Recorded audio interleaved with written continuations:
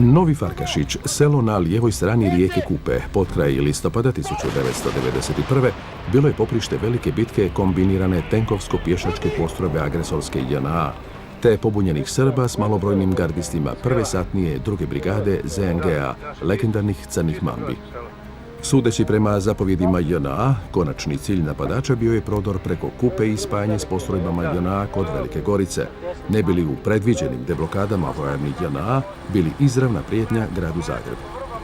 No, u Novi Farkašić samo nekoliko dana prije stiglo je 20-ak pripadnika Crnih Mambi, koji su brzo uočili njegovu stratešku važnost kao jedinog pravca kojim se agresorska vojska morala kretati.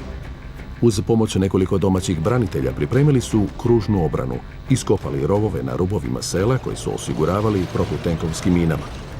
18. listopada, nakon zračnog i topničkog bombardiranja, slijedio je kombinirani tenkovsko-pješački napad mnogo nadmoćnijih neprijatelja iz dva smjera, Vratečkog i Donjih Mokrica. Trajao je cijeli dan, a završio je potpunim porazom agresora kojemu je onesposobljeno više tenkova i borbenih vozila, te je iz stroja izbačen velik broj pješaka. Nakon ostvarene pobjede, branitelji su izvidjeli rezervni položaj neprijatelja koji se pripremao za novi napad. Ustanovili su da unatoč tome što je dodatno ojačan ljudstvom i tehnikom, zbog velikih gubitaka u redovima vlada rasulo i zbunjenost. Stoga su rano izjutra, 19. listopada 1991.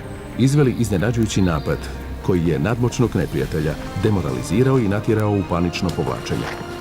Ojačana satnija Crnih Mambi krenula je u progon, te nekoliko dana poslije doprla skroz do Glinske poljane, gdje se neprijatelj napokon uspio reorganizirati.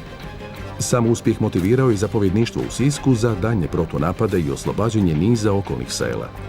Pobjeda Davida nad Golijatom kod Novog Farkašića omogućila je prvo oslobađanje okupiranog teritorija Hrvatske 1991. godine i stoga se s pravom obilježava kao Dan branitelja Sisačko-moslavačke županije.